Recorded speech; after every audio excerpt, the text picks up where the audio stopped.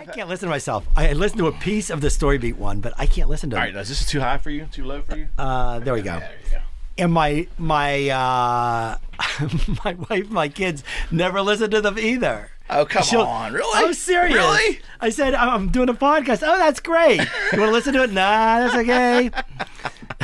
So you're busy. I'm busy. You're busy. So last week, I'm photographing Say Yes to the Dress. Do you know what that is? I do. It's a show, and I have a bunch of women in my home, George. I know that show. Right. So the host of it is this guy named Randy, who is really lovely and really funny and very hardworking and very focused and just awesome guy. Okay. And he is gay. Okay. And that's kind of a part of the show. Is he flamboyant? He's very well dressed, very flamboyant. Beautifully dressed, very fit. I'm familiar with him. Yep. And and we got 40 women to play brides. 40. We had 40 brides. Some were actual brides. Some we fleshed it out because we wanted them crowd surfing. Oh my gosh. And so we 40. We get them all set. We're actually shooting in a theater in Montclair, New Jersey. Okay. And he gets up on there. I'm on this lift about 40 feet up. Okay. I'm high above him. Okay. They're lifting him. We have some stunt people so he won't fall. The whole thing's figured out. And we're doing this. And when I'm shooting, I never really have a script. Whatever comes to my head comes out my mouth. So I'm balancing over this thing with my camera. Randy's being held up. We can do about 45 seconds at a time and then have to put him down. Springsteen can do about a full song. It's amazing. And we used a picture of Springsteen as an example of what we wanted it to look like. Right. There's that beautiful video that they did for Dream Baby Dream. Okay. That has him crowd surfing shot from above. Yep. So Randy's up there and I tell the brides, I say, I want all the brides to be really wild. And Randy, you play it straight. There are 100 people in this room, all the production people, all the live action people, and they burst out laughing. Randy looks up at me, he goes, George, no one has ever told me to play it straight. I'm assuming not. But anyhow, those pictures will be up in Times Square over Christmas. In Times Square? In Times Square. Incredible. So just our chat off air, things have been incredibly busy for you since the moment you moved back home, huh? Right. I call Pittsburgh home. No, I mean, you've had multiple homes, but but Pittsburgh really feels like home. I just feel like coming back here. This town has wrapped its arms around me and given me the most amazing hug and opportunity to give back in all kinds of ways that feel amazing. And I just love being here so much. And it's funny when you move to any place, it's a leap of faith. There are all these decisions that you make in life. There's a leap of faith. I'm going to marry this woman and we're going to be happy for the rest of my life. That's a pretty big leap of faith because who knows how you're going to evolve. Right. Hopefully you'll evolve together and and that feeling, that you have that's this size when you get married becomes this size and not expanding in girth, but expanding in feeling. At times. And or where am I going to live? I'm going to live in Coriopolis. And I'm not only going to live in Coriopolis, I'm going to live on this block, and this is going to be my neighbor. Those are big decisions, but how could you make a decision that big? I'm going to have a child. And it's a pretty big decision. That's a huge decision. Because that changes everything, but you can't, I don't think, sit down and say, okay, here are the reasons for having a child, and here are the reasons for not having a child. The T account. How's this going to work out? That makes no sense. So everything is a leap of faith. Us moving back to Pittsburgh, while some things made sense, it's just a gigantic leap of faith. When we told our kids last spring, they've grown up in Boulder, Colorado. Right. All their friends are in Boulder. That's what they know. Right. And so this is what happens. So Steffi, my wife, and I had planned this for a couple months. We don't want to tell them too soon before we're leaving because we don't want them to think about it too much. And we don't want to tell them too close to when we're leaving because, they should have a little chance to say goodbye and to kind of reconcile the move. Sure. So we plan it and we make this big breakfast and we sit down and we say, we have something to tell you. And I've been planning this talk for like weeks. Okay. Dreading it, but planning it. Sure. I burst out into tears, just sobbing. And my kids look like, oh no, are you sick? Are you guys breaking up? You know, what's going on here? Got it. And Steph, who's held it together, said, no, we're good. Everyone's healthy, but we're moving to Pittsburgh. But we're moving to Pittsburgh. And the kids and Jackson, who's the one talking at this point, the 12-year-old looks at us and goes, what? You know, we're what? Why? And the family house. It's the pirates there. Right. That's Jackson. Right. And he was not happy about that. Jackson's Instagram handle is Rocks Fan Forever. There you go. Yeah. And I get it. And he is, and he's just like, why are we doing that? What he doesn't remember is a couple months before that, a year and a half ago, my mom passed away. She had lived in this house for 86 years. So it's the house that she grew up in, the house that I grew up in. And the house went on the market and then had to come off the market because there was this weird little thing. And over New Year's, the boys said, well, we're living in Boulder at this point. They said, well, we should go to Pittsburgh because we always go to Pittsburgh. And I said, well, the house has been like staged to sell and it's empty and my mom's not around anymore. It makes no sense to go to Pittsburgh. And they go, what are you talking about? We always go to Pittsburgh. So we come to Pittsburgh for New Year's. Okay. And it's one of those cold, nasty, raw nights. We have them here. Yes. It's just ugly. And we had missed the fall cleanup and it's all covered with leaves and it's just like, this is pretty depressing. And my mom's not there. And we go in the house and we turn on the lights. And then we turn up the heat. And we start making pancakes. And the boys go, see, it feels like home. There you go. And there's where the switch flipped. So really? Yeah, exactly at that moment. Okay. Because we hadn't thought about moving there. Okay. And then we like, oh, this is where we're supposed to be. And 4 months later, we're telling them in Boulder that we're moving. They didn't realize that they had facilitated that so much. Wow. And then we're here. When you were here last time, you mentioned that you were unsure whether you would open another studio, and then if so, how soon. But you have a new place on Penn Avenue. I know it. I know. I have a storefront for the first time. Yeah. I don't know what I'm going to do in this storefront. I can have a gallery. I can have a little shooting space. Right. I can just use it as an office. The rents in Pittsburgh are very reasonable. Right. And it might be all of the above. But I have this storefront on Penn Avenue, which is just at the edge of the Arts District. And there are all these amazing people. There are nonprofits. There's a glass. People are blowing glass. There's a really good restaurant across the street, Spork. And and it's just the most exciting thing. And I go You're there. all in? Are you in? You're completely in? But I don't have that much stuff anymore. You know, at this stage of being a photographer, you can rent all the big stuff you need. You don't have to have it. Got it. So you have your cameras, and then you just rent stuff. I have my printer because I'm into making prints now, and we're making a bunch of prints. We just had our first big print sale at Weisshouse last week. Let's talk about that a little bit. That was very amazing. Successful, very packed. Very packed. So I built this box. I made this box of prints. I had never printed my work until this last year. Right. Did I tell this story? No. So I kept all of my archives on the north side of Pittsburgh for all these years. Okay. And I would just fill it till it got, from just the 90s, there were 85 drawers of film. Wow. And each drawer is folder after folder after folder. Each one's another assignment. Okay.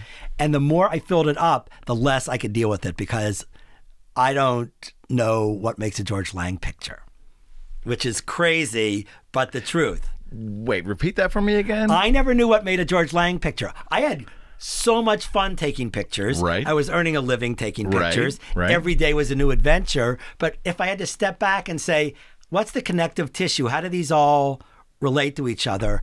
I never figured that out.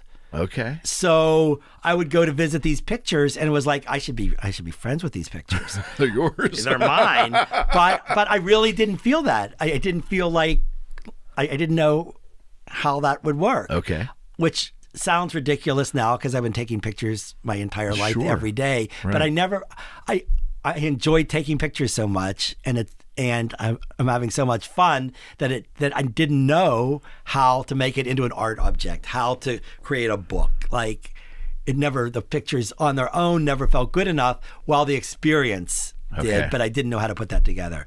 So when my mom was sick in this house that I'm now living in, I came back to Pittsburgh for 4 months.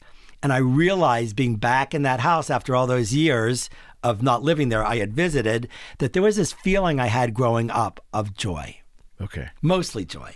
But it was this feeling, it was a very specific feeling. And then I realized I've gone out my entire adult life trying to recreate that feeling with strangers.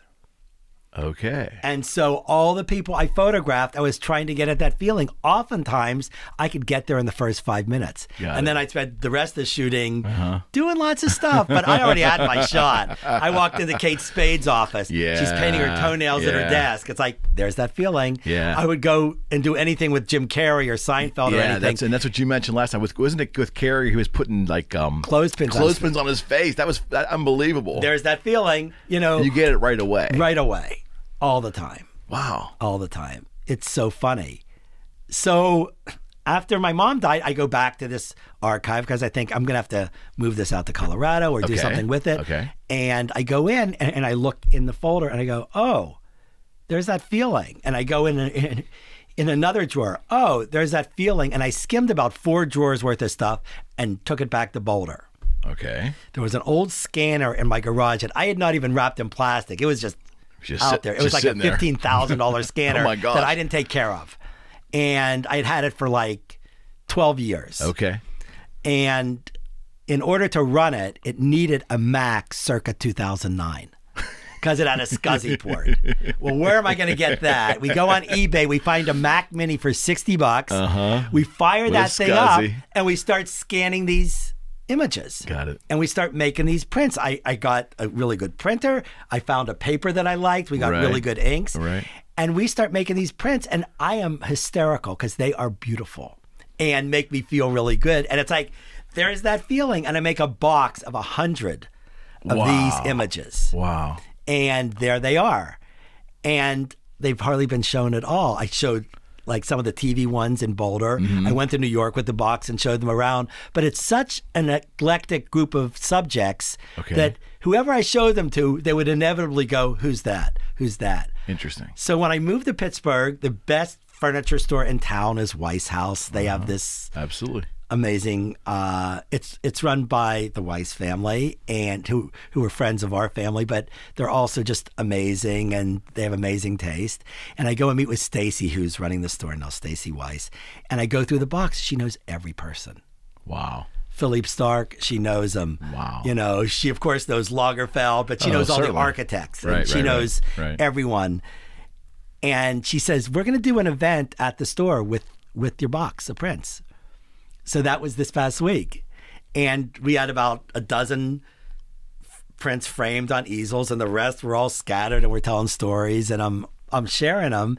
And I decided that I wanted to support a group that that needed support. And I wanted a Pittsburgh group. And I also wanted an African-American group because a study came out recently that talked about how Pittsburgh's a hard place for African-American, especially women, that there's a lot working against them that does not happen in cities that are similar size. And I was horrified reading that. And it's like, well, I'm going to support this community in every way I can, from photographing to whatever money I can share to just overall support.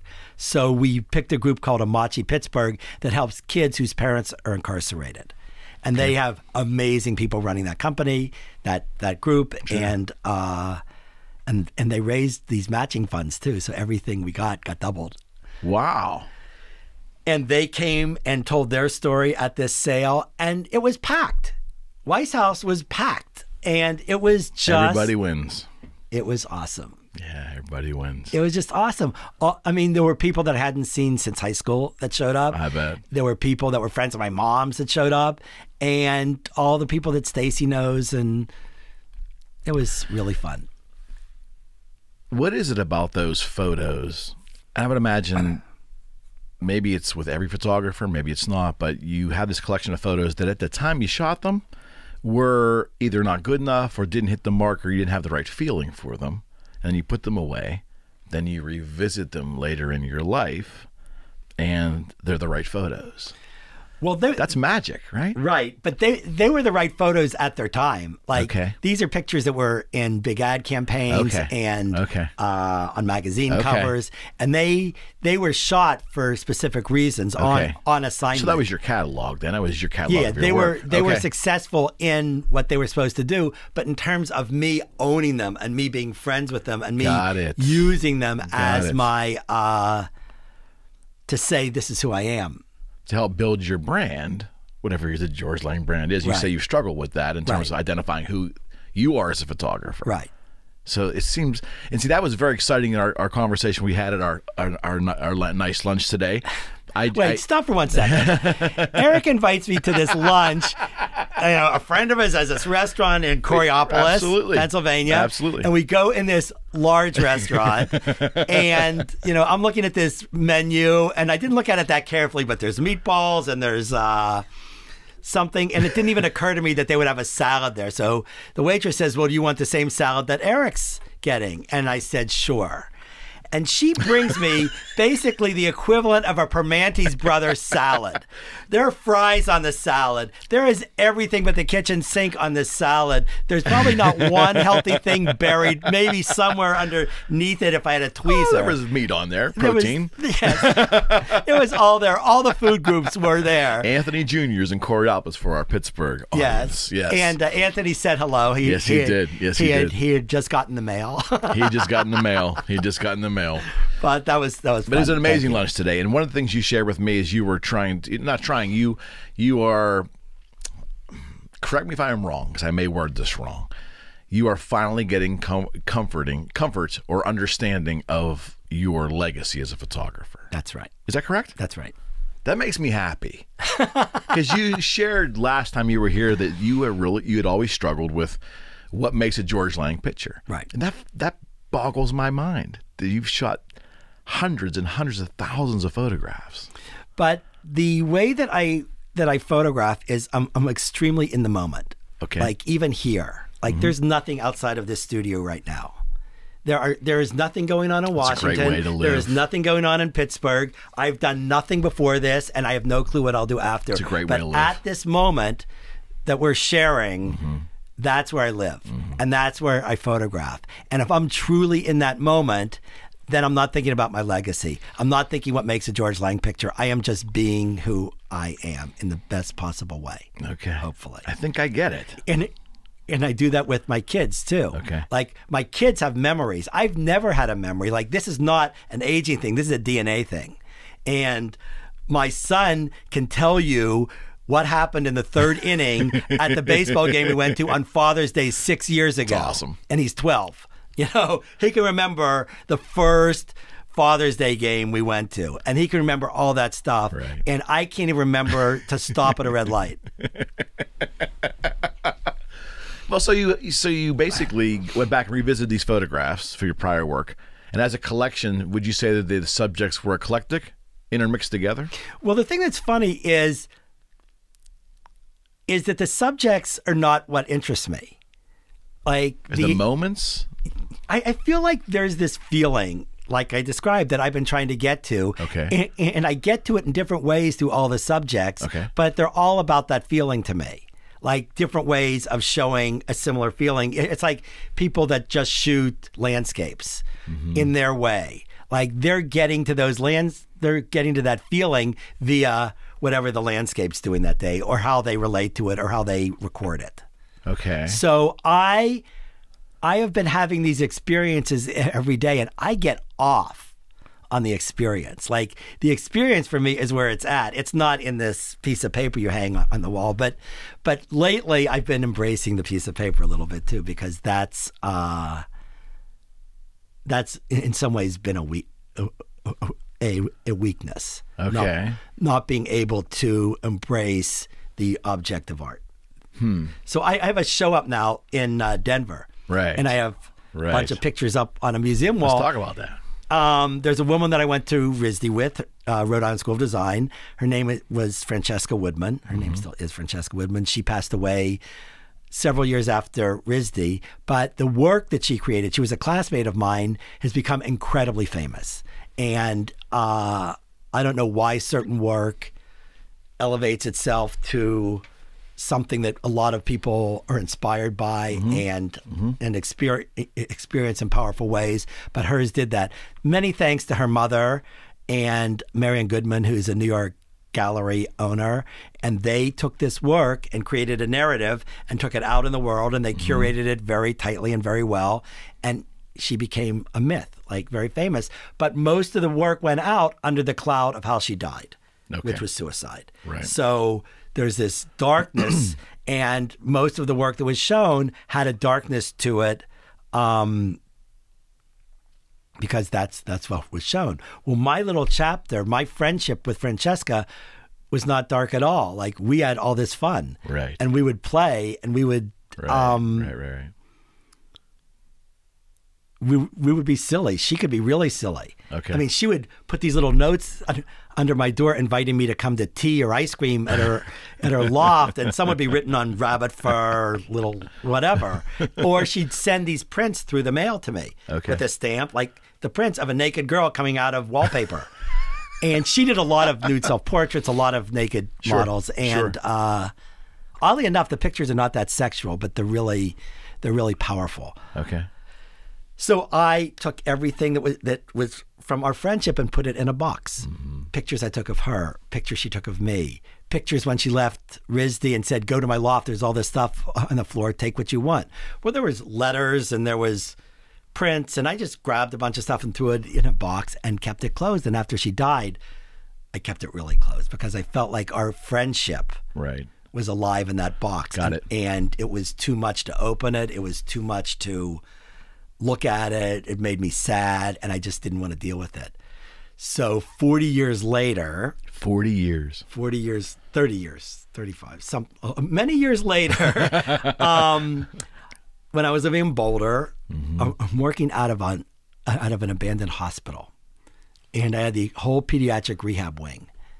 And time out. You're working out of an abandoned hospital. Yes, it's heated and air conditioned, but it's not a hospital. Like, the developers are waiting to tear it down. Okay. And so it's not people running like... So you just go in and rent out the space while they're deciding what they want to do with it? They actually gave it to me. They gave me the whole pediatric rehab wing. Wow. All the windows are facing the mountains. Okay. And it's kind of creepy, but awesome.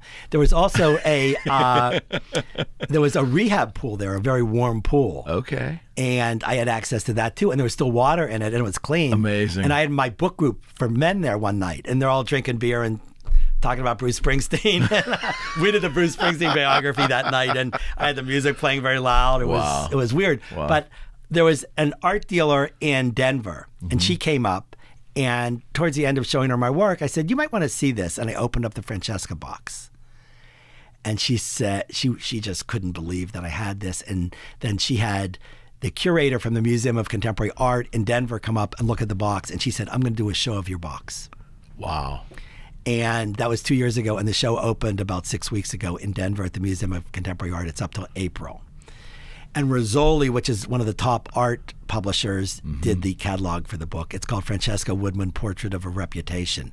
When you go into the show, there is a gigantic room. And what they did is they took the picture that I took of Francesca's loft after she moved out, and they did this gigantic vinyl, so you're actually walking into the room. You're stepping on the pictures that were on the floor, the windows. It's breathtaking. It's really amazing. Wow. And how long has this exhibit been going on? It just opened 6 weeks ago. It's up till April. Till April. It may travel, it may not, but the book's around. And because you mentioned to her at a gathering you had this box of photos. Right. See, the happenstance of it all. And one of the things that's funny is I kept...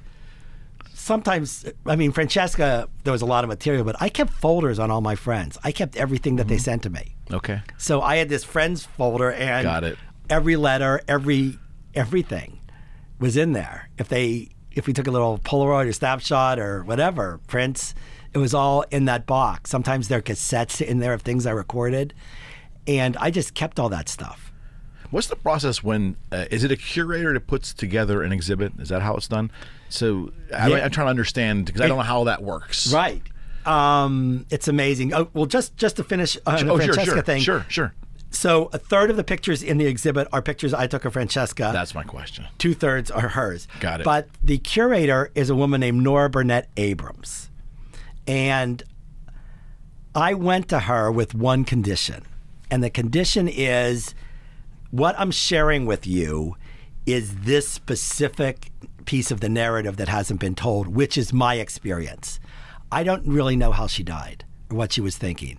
I don't know a lot of her life, but the part that I shared, I have like a really human story to tell. And that's what I want to tell. That's what we're doing here. And Nora really appreciated that and got that and accepted that. Okay. And that was a big deal, because when you do turn over the work, she's in control. Right. She can make it anything she wants. That's where I was headed with it. Yeah, once you... And that's a very, I don't consider myself a control freak, but with this particular box, it was making me very uncomfortable to open it in the first place, let alone to hand over control of how it would be shared. And she just did incredible things with it at the museum. She's the one that created that room. She has these walls that she built that you can see the object from both sides. So you can see the print, the image that Francesca sent me, but you can also read what she wrote on the other side. She wrote to me on French fry wrappers. Like, there's all this crazy stuff. Really? It was brilliant. She was amazing. And the way that Nora showed it, it doesn't treat the work as this crazy precious art, even though it's in a museum. It treats it at what it is, which is this time that we spent in college together. Yeah, and the human connection is there, right? So a lot of Francesca's work, while she was not a very good printmaker,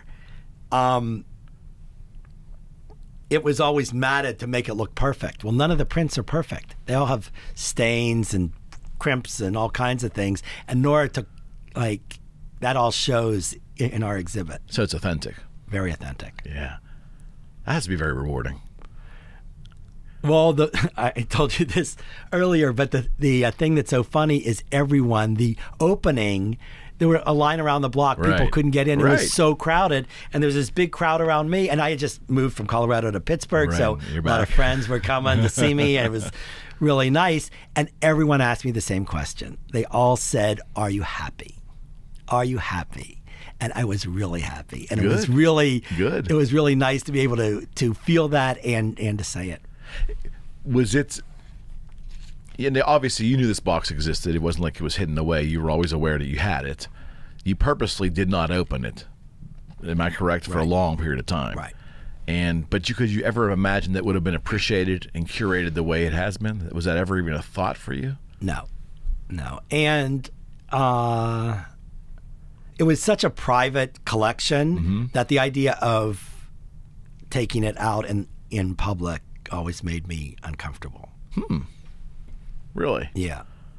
It was because when someone dies like that and her work becomes really valuable, there's a print of hers that just sold for $200,000 a month ago. You really don't want to be one of those people that's exploiting a friend of yours. Understood. But this box of photographs has now changed the narrative on her legacy, right? It would have to. These are the joyful, happier times of her life, but her work has been shadowed, as you mentioned, by her death. Right. And the way it happened. Like, no one has ever seen a picture of her smiling. Wow. Wow. That seems incredible to me. Which I'll give you. You can share on your site with this, but there's a picture of me. You won't even recognize me. I'm very hairy, and I'm wearing some kind of white smock with a weird hat that I grabbed from her closet. And we're looking in the mirror, and I'm taking this picture, and we're both laughing, and like no one had ever seen that side of her. Okay. So that was kind of sweet, but I felt a real responsibility to our friendship more than almost anything else. So 2 weeks before her mom died, her mom was a very famous artist named Betty Woodman, ceramicist mostly, but printmaking too. And 2 weeks before she died, I met with her and got her blessing to do this show in New York. Really? Yeah. Is that something you felt you needed? I didn't that I wanted. I didn't need it. In that I still could have done the show without her blessing. Oh yeah. But having her blessing just kind of made a lot of things easier, and it just felt like I just with all of this, I had a. I mean, really, since she's died, I felt like I wanted to keep honest to what it was and also what it wasn't. Okay. And by explaining that to her mother and her mother feeling good about what I was doing, that felt good. Okay. Felt validated. It's interesting you found yourself right back in Boulder after you just moved back to Pittsburgh. Well, not that you would never visit again. No, but one of the funny things, first of all, that was my first trip back to was your first Boulder trip back. Okay. When I went for the opening. Okay. And I land, and it's so ridiculously beautiful and sunny, and I'm like, what was I thinking? Just for a second, right? Just for a second. But you know, I just took my kids there. They went back for the first time last weekend. Right. And they're with their old friends, and I wanted to wait a while, so when we took them back, they weren't like, what were we thinking? And they love being with their friends. And by the end of the weekend, their friends are going, you can move into our, like, you know, they all have lots of extra space. Sure. And, you know, you can move in with us and just go to school with us again. And Jackson goes, we don't live here anymore. Which was really good nice. For you to hear, absolutely. And we get back at 1:30 in the morning last Monday night. Okay. And I have 9 and 12-year-old boys, and I'm going to let them sleep in and not go to school the next day because it's late. You're a nice dad. And I'm going to sleep in too because I'm pretty wasted. 7 a.m. Jackson's going, Dad, wake up. I don't want to be late for school. Really? Yeah. Wow. And he, you know, they're both here now, and they're having a really good experience at school, but they're having a really good experience. This is a very soulful town. Yeah, it is. And this is a really beautiful town. Like, yes, the mountains in Colorado are spectacular. The Point is spectacular. Just outside of Pittsburgh, when you drive around or when you're flying over it, it's spectacular. The people here have been so generous and so wonderful and so supportive. I mean, I go to Weisshouse 3 or 4 months after I move here, and there are, I don't know, 100 people, 150 people, and everyone's just so loving. Well, there was and wonderful. no doubt in my mind the moment you decided to come back, the town was going to embrace you again. There was absolutely no doubt. I mean, I conveyed that to you last time we were together, but I mean, I think it's just getting started here. Well, I mean, you know, a piece of that's me too. Like I had to open up my arms a little bit. I couldn't be going around. With my hands closed. Correct.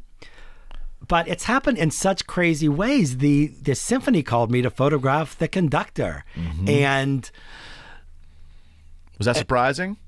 It was thrilling. First of all, my mother loved the symphony, and my cousin Jody Weissfeld works raising money for the symphony, and she got me an introduction there, and I remember going when I was really young, and to be going there now and like being invited up to the conductor's suite before the concert, and he's passing out chocolate and getting us all a good sugar high. Certainly. And then we're there, and he says this prayer before the concert, and everyone's holding hands, and he's so quiet in the way that he that he's telling what each piece feels like to him, and how he relates to each piece and what it means in the quietest whisper. And then he goes into the Lord's Prayer, and we go down the steps, and the musicians go to their side of the stage, and we go to our side of the stage, and raises his hands, and this incredible sound starts. I mean, it's totally thrilling. It's majestic. The other like crazy thrilling cultural moment I've had here was August Wilson is one of the greatest playwrights of all time. He grew up in Pittsburgh. He wrote a play based in Pittsburgh for each decade of the 20th century. Okay. It's a cycle of plays. There are 10 plays. The one you probably know is Fences, that Denzel Washington filmed. He's now doing Ma Rainey. He's filming another one. But these plays all took place in the Hill District. And I've seen them all over the world. I've seen them on Broadway. I've seen them in London. I've seen them in LA. And they're dense, complicated, brilliant theater. brilliant theater. I love the theater. And I read that they were performing Gem of the Ocean last summer, outdoors. Where were they performing it? 1839 Wiley Avenue. When you read the directions for the play, it says this play takes place at 1839 Wiley Avenue in the Hill District downtown. So 1839 Wiley is an empty lot now. And they built a stage into the hill. And you sit on the hill. I was not aware. The moon was going up. Wow. The trains are in the distance. Once in a while you heard a siren. And they put on this play. And I'm sitting there going, I can't even believe how amazing this moment is. I am in the, first of all, I love August Wilson. And I've seen almost all the plays. But I'm sitting there in the exact spot that he imagined this play taking place. And these and the acting is extraordinary. And the sense of place is extraordinary. And I'm home. And it's powerful. Yeah, that sounds like it's extremely powerful. And I feel like so many of the experiences that I have here, like being with you on Main Street in Coriopolis, where you grew up, you know, going with everyone from developers to painters to all these extraordinary people that are here, and they're here like this. They aren't all here like this. And that's really... Are you finding a lot of genuine conversations and a lot of genuine people since you've been back? I mean, have you had the opportunity to... No, everyone's totally fake. No, I don't believe it. This is Pittsburgh. This is Pittsburgh. I mean, listen, I don't agree with everyone. Of course not. You know, some of the politics are crazy. You go to a Steeler game. That's anywhere. And people are talking crap, and I'm sitting there with my 12-year-old, and they're like screaming, and they are it's so horrible, and it's like, do we really have to listen to this? Yeah. Alcohol is a funny thing to football crowds, you know. Right. But it is. But going to the Steeler games, you know, when I was little, my dad had season tickets. You told me, talk about that. Well, there were 45, mostly guys. There were a couple women. And we had tickets from Pitt Stadium on from the age of 7. I went to every home good old Steeler Pitt game. Stadium. we would sit on these. The urinals are fabulous there, right there. We would sit on these splintery wood benches, and my dad would be smoking a cigar and drinking coffee, and my feet were numb by the end of the first quarter, and I'd say, which one of those is keeping you warm? And then going to the bathroom there, they had these long troughs, and it was so cold, and there was just this piss steam coming out. And as a little boy, you're sitting there next to two, and my dad had this coat that was tweed. And he'd wear this same tweed coat to every game. And as the terrible towel became a big thing, he would call his coat the terrible tweed. The terrible tweed. And he would go with his Steelers scarf and his terrible tweed. And you know what? I don't think we watched the game that much, but it was about being with my dad on a Sunday. Absolutely right. And I don't remember much of what on the field. Well, they were pretty bad in that era. 60s, yes, right? but in high school, they were winning all those rings. I was at the game with the Immaculate Reception, and I know everyone claims to be at that game. I was at that game. You were at that game. I was at that game. And I remember his elbow digging into me. You know, it's so excited. But I just remember, you know, being able to spend Sundays with my dad and how special that was. And then the rings of his friends that grew out of that seed. Right. Yeah, and we were talking at lunch. This town is drunk on the Steelers, and it was then probably, and you think it still is, but not in the same way, a little different. Well, how much of it is really about the Steelers, and how much of it is about ritual? I don't know. And how much of it is about being, you know, with people that in a way that you normally wouldn't be together. Sports in general, don't you think? My dad had these seats, and he had a good chunk of them, and he gave some to the people that he worked with up in Beaver Falls, which is an hour from here. Oh yeah. And these are people that he saw every day, but I didn't. Right. So I got to be with my dad and his friends from work. Right. And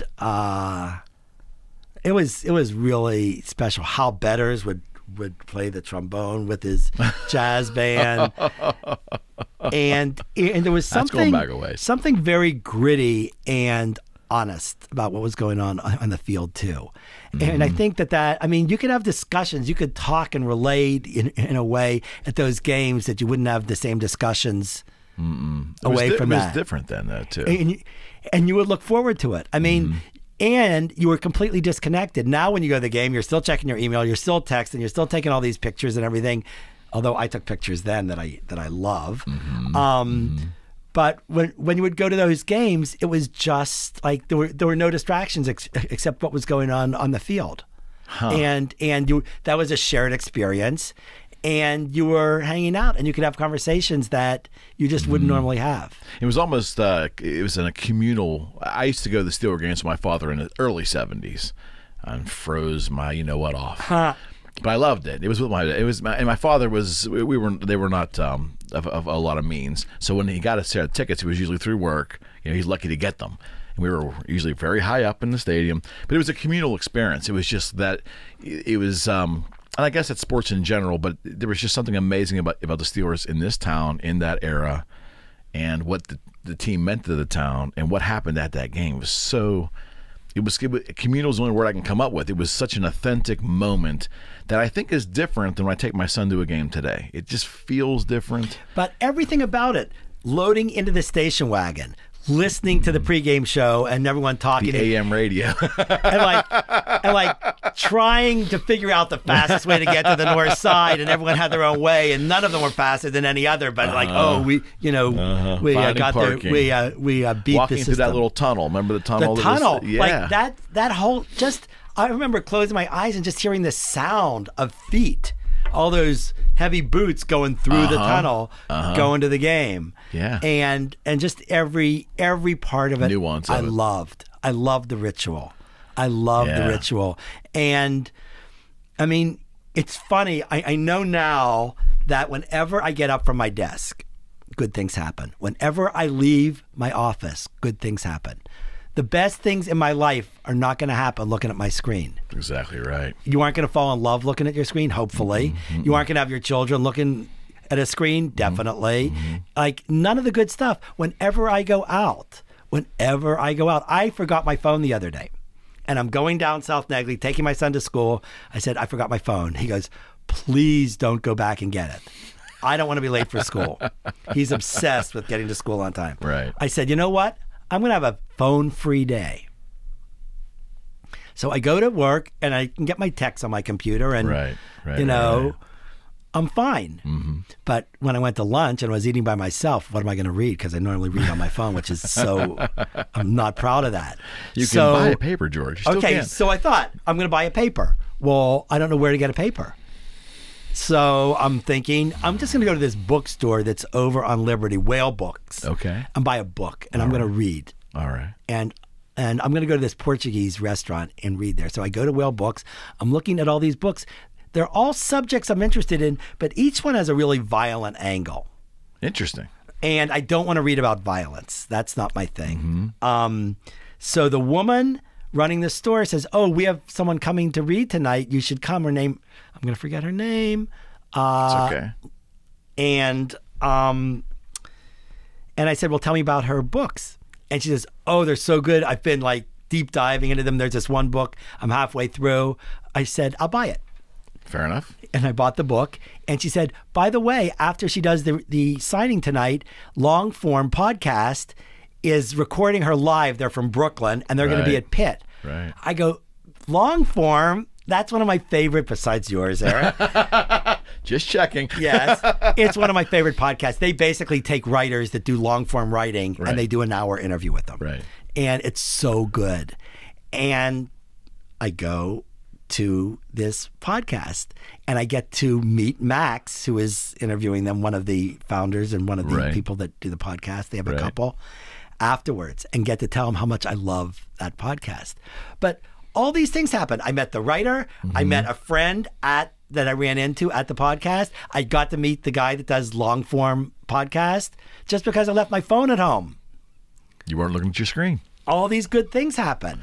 And I feel like something happened at those Steeler games that could not have happened unless we were all there and present. I mean, one thing at a Steeler game, you were going to be completely present. You were with people that you loved. Right. You were watching something that you were passionate about on different levels. Right. And you were having an experience in real time live that you could look forward to. Yeah. And that you could think about afterwards. And you knew it had a whole feeling to it, from the clothes that you wore that were almost like, my dad had his uniform just like the players had their uniform.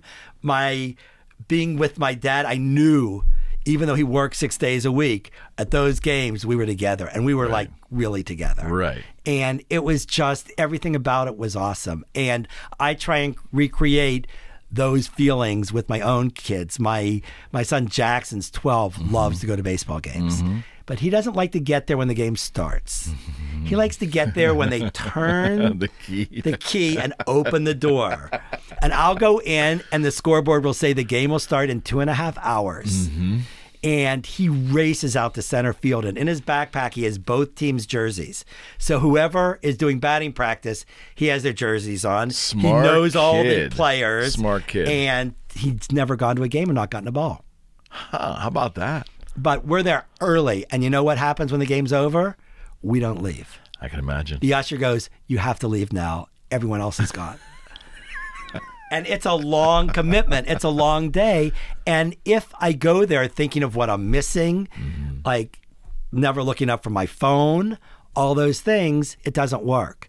But if I go there and just appreciate how awesome it is to watch Jackson doing his thing and so excited, and as soon as batting practice is over, going to get in the front row to get autographs, and like checking the seats out on the way to get autographs, and the whole ritual of it, and the time that we get to spend together, and how precious that time is.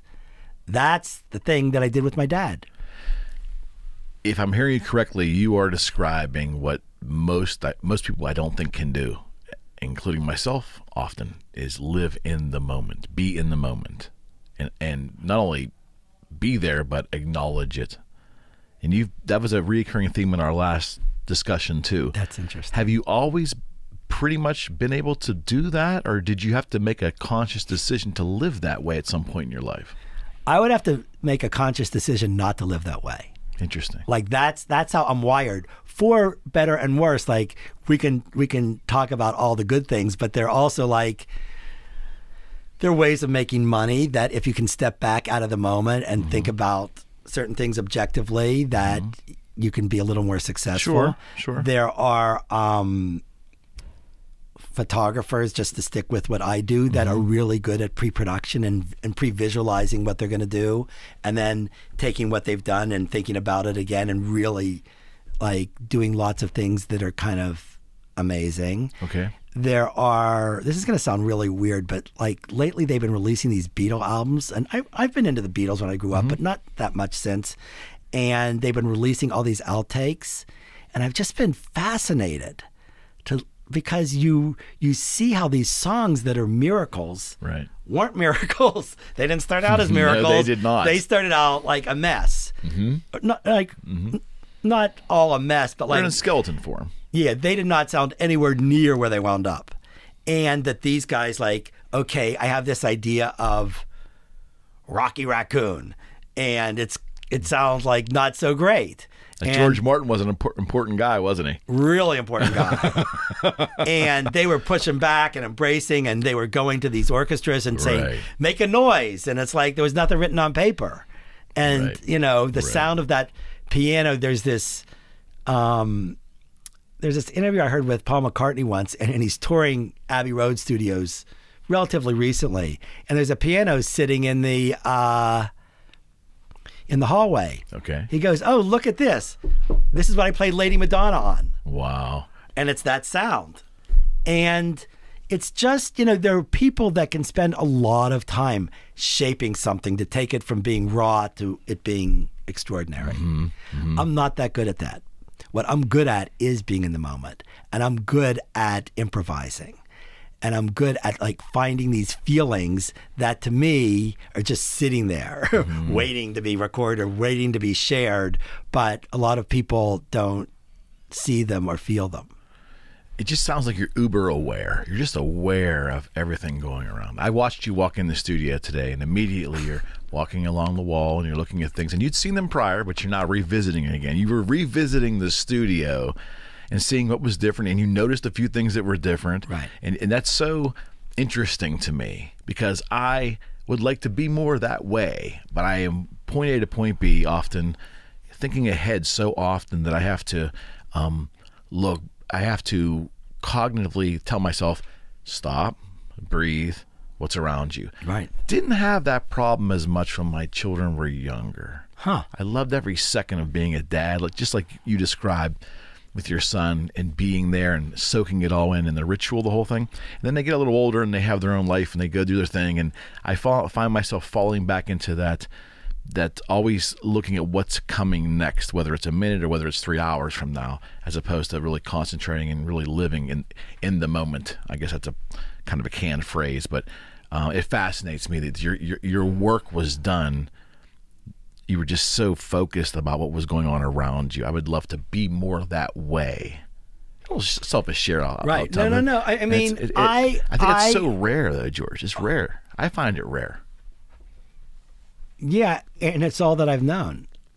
I mean, it's the only way that I know how to function. I mean, sometimes when I'm doing these shootings, it's like, what is my problem? Like, why can't I figure some of this out beforehand?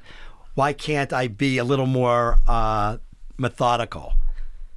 And I'm just really comfortable, like, walking on a tightrope.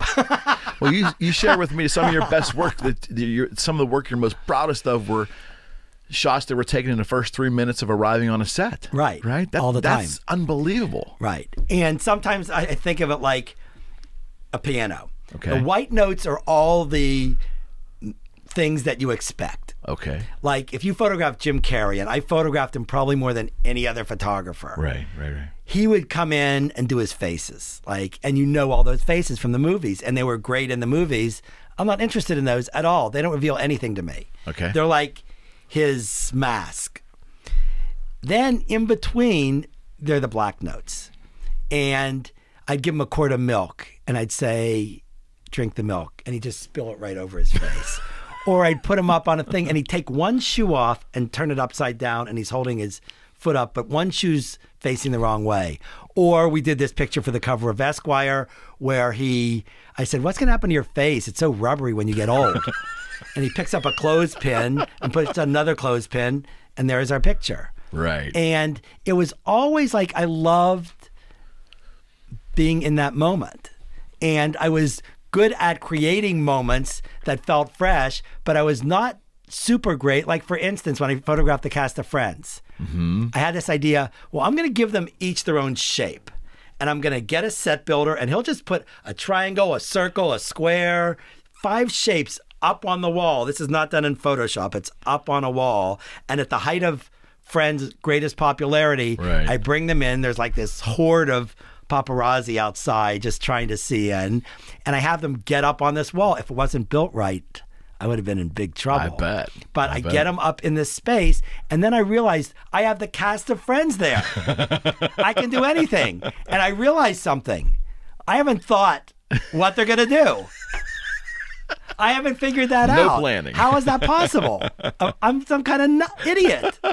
Like, I have this super famous actors on this stage for me. They will do anything I want, and I don't know what I want them to do. I love that place. I'm so comfortable there. That's amazing, though. I mean, that's just...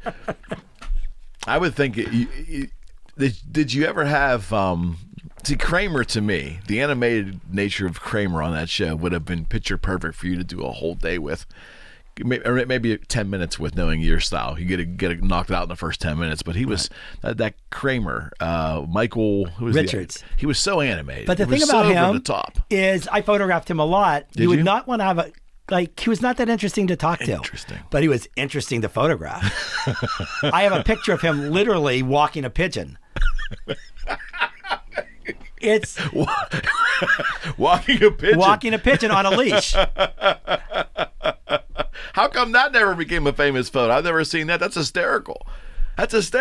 Well, check it out. I had to check that out. I printed it. Wow. But that's a picture that I sat on for 30 years, and I just printed in the last 6 months. Oh, you did? Well, yeah. I need to look at that. You need to look at it. I need to look at that. It's pretty funny.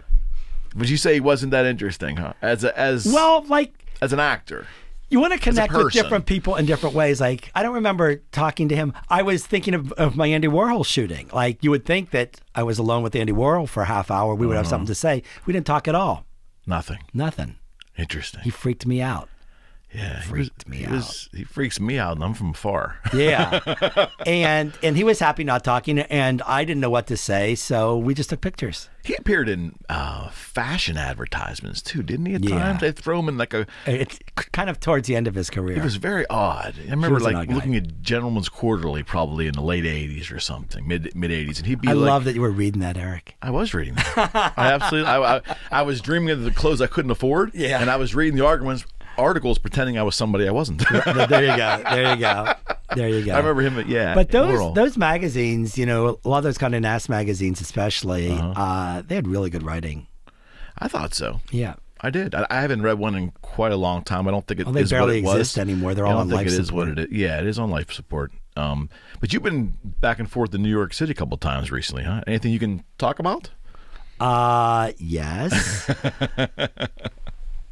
Put you on the spot, buddy. I'm having a similar experience with New York now as I'm having with Pittsburgh. I'm kind of going there with this feeling that I've had coming back to Pittsburgh, but taking it to New York. Okay. And I'm calling people that I was a little nervous about calling or reaching out to before, and everyone's seeing me, and it's kind of blowing me away. You're really surprised by that, huh? I'm really happy. Oh yeah. I get One of the it. happiest things is there's a photographer who grew up in McKeesport, where Andy Warhol grew up, pretty close in age. He's now 87. Right. Duane Michaels. Right. Did I talk about him before? Just barely. Yeah, Just I barely. mean he's one of my biggest heroes. When I was in college, Right. he gave a talk up at MIT, and I went there, and he talked very fast, and I recorded it with my cassette recorder. And I At came, MIT, what was it he about? was speaking at MIT about photography. Interesting. And about creativity. Okay. And and Duane loves Pittsburgh, but he lives in New York. Okay. So I came back to RISD and I transcribed the entire talk from that cassette. It took me a week. I bet. On a legal pad. I still have it. It's my Oh, my Bible. gosh. Like everything about creativity that I grew to understand and appreciate and be inspired by Right. was on that legal pad. And for years, I would run into Duane in New York, and he'd go, "George, call me. I'm in the phone book." And I go, "I can't call you. You're Duane Michaels. You're like too big a hero. It would be like calling your favorite baseball star, whatever. Right, I mean, right, it was right. just too much." Right. So, Mr. Clemente, I'm a big fan. So finally, 2 years ago, I called him. I said, "Let's have lunch." Right. And we had a 3-hour lunch. And he goes, "Come back to my house. Let me show you what I've been working on." At 87, Amazing. he's done 20 short films in the last 2 years. 20. 20. And he's also doing all these reimagining of his archives, and Wow. he has 2 shows up right now, one at a large gallery in Chelsea Okay. and one at the Morgan Library, that if anyone's going to New York, you have to see this. Okay. And it's extraordinary. So I went to the Morgan Library 3 days last Wednesday. Okay. And I'm in this room, and it's really an extraordinary show, and everyone is just talking about how amazing Duane is and looking at this work, and Right. there are maybe 100 people at the show. Okay. And it's a slow day. All right. And I called Duane. I said, "Are you around?" He goes, "Yeah, come by." And in 15 minutes, I'm suddenly sitting alone with Duane in his living room. And I had planned this a little bit because he loves the Post-Gazette, and I brought him a copy of the Post-Gazette. But I had changed everything in it. I wrote all over it. There was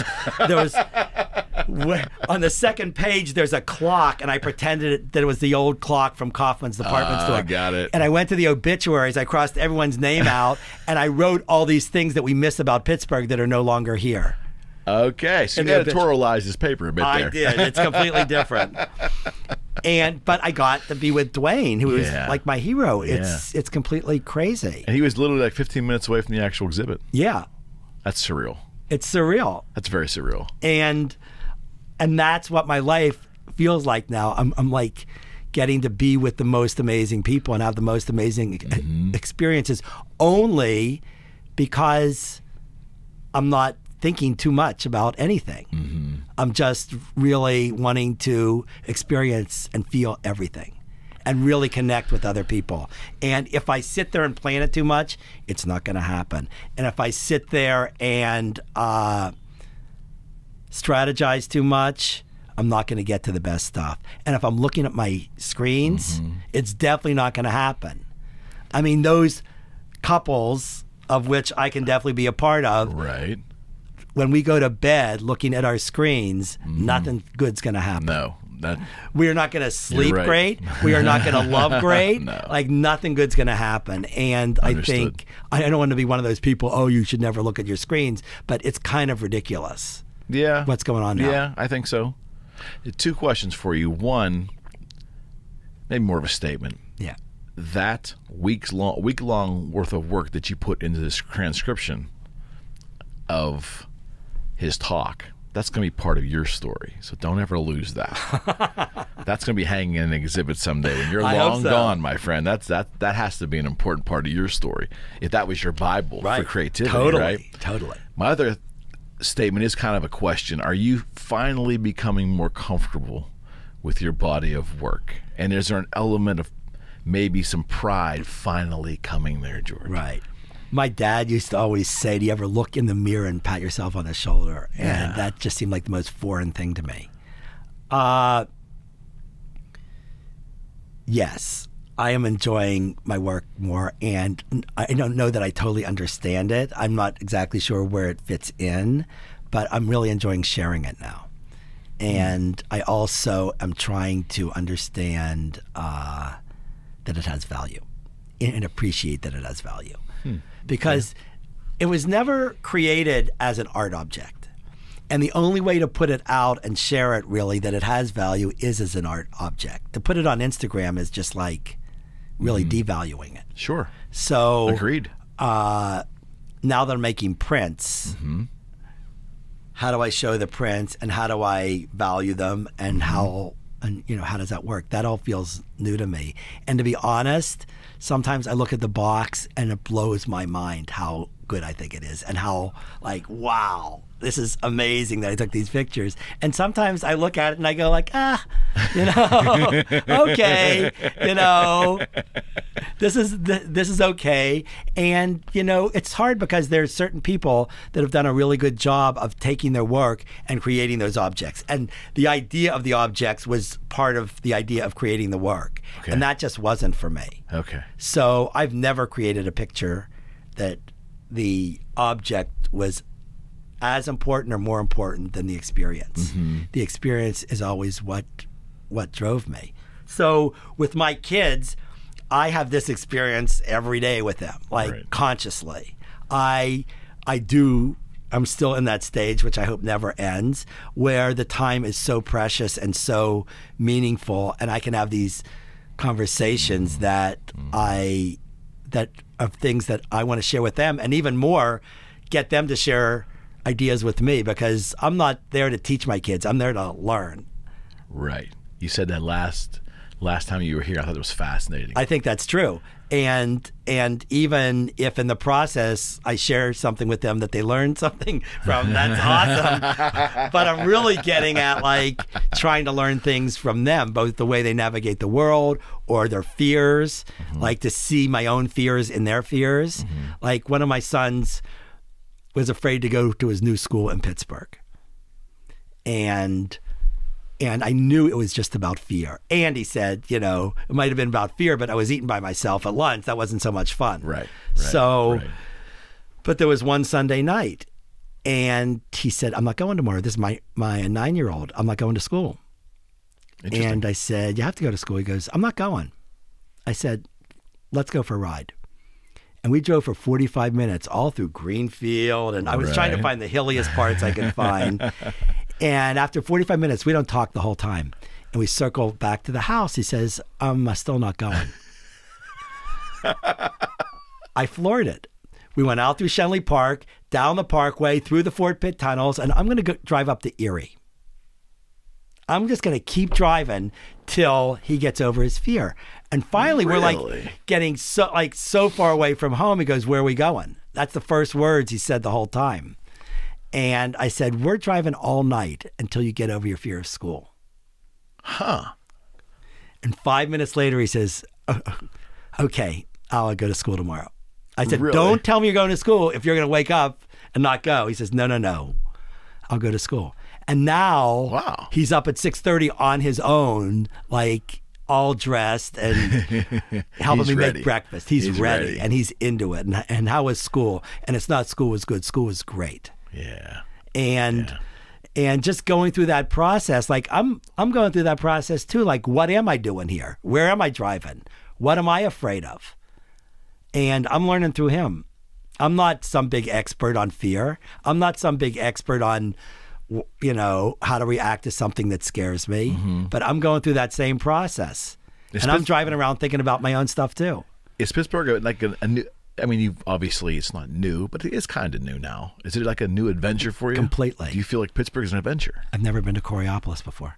Twice now. Twice. But before this, I grew up for 18 years, never came to Coriopolis. Really? And there's so many towns I went to with Jackson's Little League. Got it. So many towns. Yeah. And he and I've never been in this town. I've been to Kennywood like 14 times this summer. I bet. My boys treated Kennywood like a carnival that you get to go to once a year, except it was open for the whole summer. Got it. Kennywood's the great amusement park in they Pittsburgh. went that often. That's like a regular occurrence in their life. Asher went on the Steel Curtain, which is the new roller coaster 9 times in one day. 9 times in one day. And I swear that is not healthy for a 9-year-old. I thought his brain was completely scrambled. That thing's frightening to me. It is so frightening, but he is fearless. And he also, you know, all our kids are so different, and none of them are like I get that they learn things from us, but they're so different. It's almost hard to believe that they come from the same genes. Right. But Asher does the same thing every day, even especially after dinner, that I do when I shoot. Interesting. He just makes it up. He makes it up. He says, I'm going to put on a show. And he does like all this crazy stuff that it's like, where does this come from? And even the other day, he saw a piece of art. He says, how did he come up with that idea? And I always go, you nut. The same way you come up with all this stuff that you do every day. And he just makes it up. And he's so happy when he's in that place. In his zone. Making it up as he goes. He goes on the trampoline and he's there for 2 hours just making it up.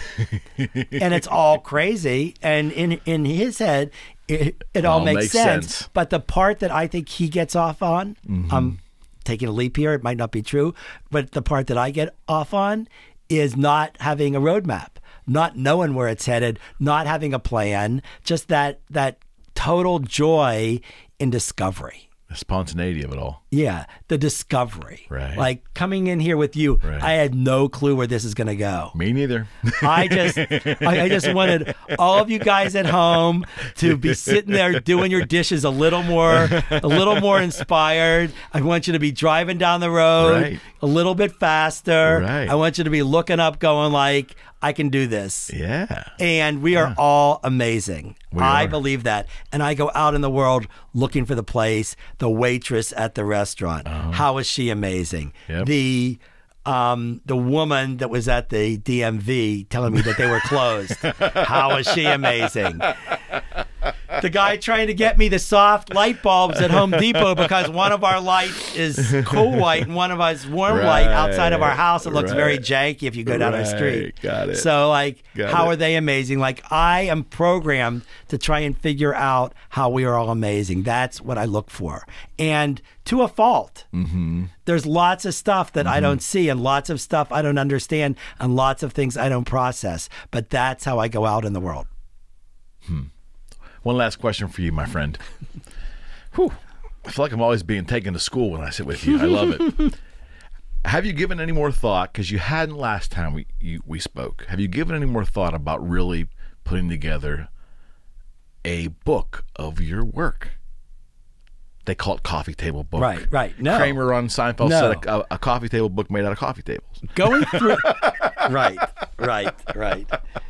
Going through the experience at the museum in Denver, like, definitely got me over a little bit of a hump of looking at my work on a museum wall, seeing it in this book. That was all really positive. I need someone to help me because it's like, everything that we see printed has been edited and curated. Generally not by the photographer. Okay. So if you get a newspaper, you remember those? Yeah. Every word was edited and checked. When you get a book, there's an editor that's gone through all the raw copy and said, this doesn't make sense. Why don't we like shape it? And I need someone to help me do that with my work because it's overwhelming and there's too much of it and I'm too close to it.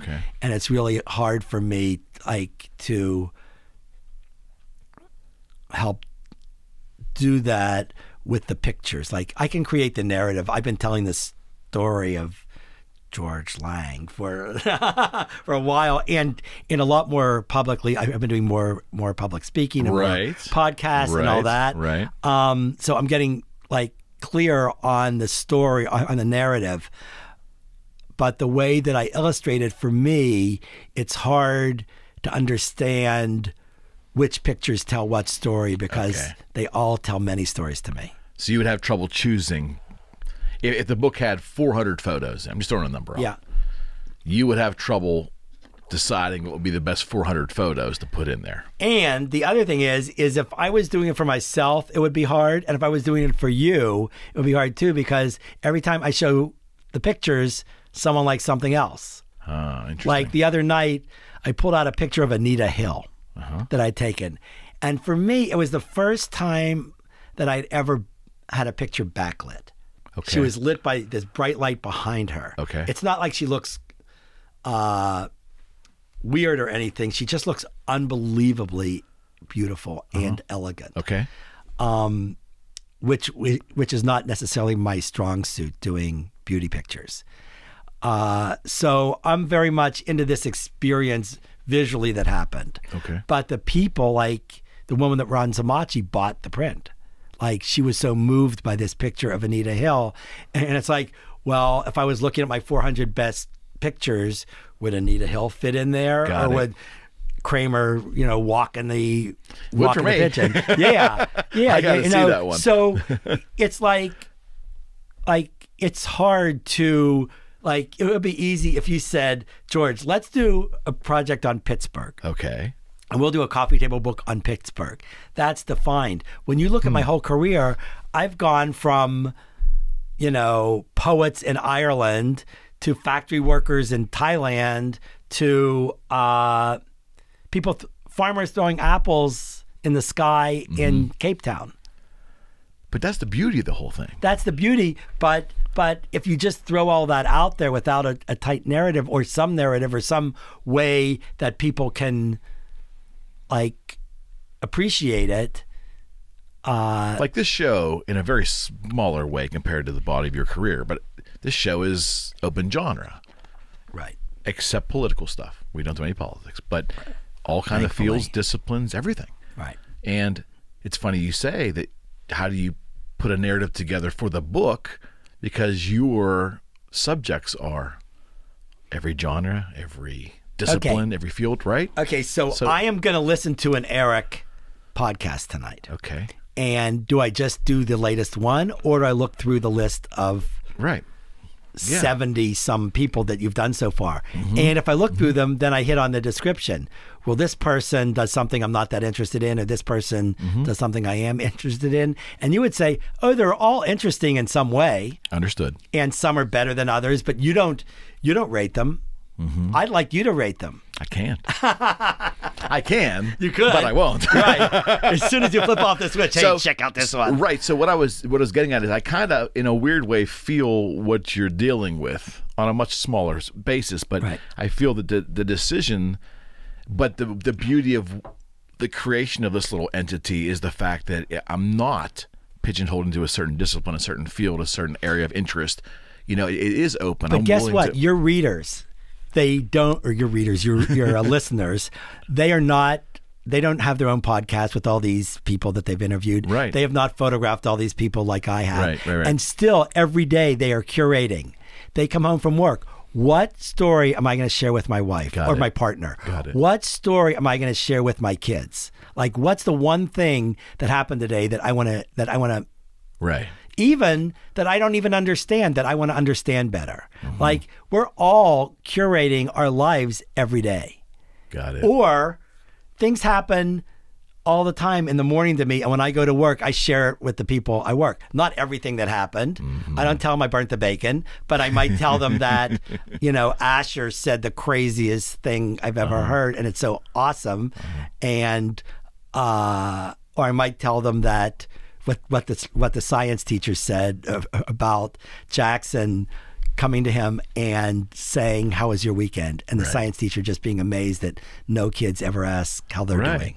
Right. But so I might share something like that, but we're all curating. And I would even argue that we all have boxes in our life that are similar to the box that I have for Francesca. It's not someone that became famous. It's not something that we would ever think to share or want to share. But my dad had these letters from a woman named Honey Sue Sugar that they had exchanged when he was in the Army. And they were in these boxes downstairs, hundreds of them. Wow. And he never wanted to share them and never wanted us to read them. And he destroyed them. Right. But that was his box. Got it. And my mom, when she passed away, there was this case that I opened up that had the most intense smell of vinegar. I almost puked. Wow. And it was filled with film cans. Yeah, that's right. And her parents they weren't alive when I was born. They both died very young. And I'd never seen them move. I'd never seen a film of them. And I take these cans and I pack them in plastic and I take them to some place in Denver. And I said, if you can get anything off of these, I'm sure you can't, but if you can, would you convert them to digital? And I get this little thumb drive in the mail 3 weeks later. And I put it in my computer. And there are my grandparents moving. It's amazing. And holding my mother and my mother's 5th birthday party in the backyard of the house that I live in now. Wow. That was her box. And we all have all this stuff. And it's awesome that I'm able to take these pictures and share them and show how we're all connected. And it's awesome that you can do this podcast and say, hey, there's something about these people that They're compelling. getting to talk to that I can share with you. Right. And I have this gift of being able to have created this studio that you can scream bloody murder in and not wake up the neighbors. Pretty much. And you know, really good microphones and all these cameras and everything. But that's your gift. But my argument would be that we all have these gifts and they happen in different ways. Whether it's showing someone, this is how you use a screwdriver. Right. Or this is something that I felt. This is something that I saw. This is something that happened to me. This is something that I remember that you're sharing with people that you love or with the person that you're sitting next to at the Steeler game. Right. It's all amazing. And that's inside of all of us. And it just gets expressed and filtered different, but it's all really powerful. You see any dad with their kid or mom, you know, just seeing them makes me want to cry because there's so much that we can share with each other, that the parent can share with the kid. And what did I say to Jackson this morning? Jackson has really beautiful fingers.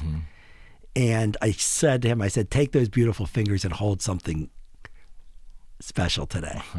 And he goes, Dad, where'd you come up with that? I love your philosophy on life, my friend. Well, thank you. I do. I think it's... And listening to you again gives me great reflection on my own life and my own way of going through my life, and oftentimes realizing I'm missing so much because I'm just not slowing down a little bit, but really being aware of what's around me. I think that's probably good advice for most of us. It really is. I feel like the older we get, the longer we've been married, the more experience we have, the freer we are. I feel like that all of our experiences free us to look deeper, to look in different places, to explore more, to try things that we never tried before. And I think this whole idea of slowing down, especially when I'm around Duane Michaels in New York, it's like, forget that. We aren't slowing down at all. Thank you, my friend. Thanks. Let's do it again. Yeah. All right. Awesome. That was a good one. That was amazing. It means so much to me. I cannot tell you what it means to me.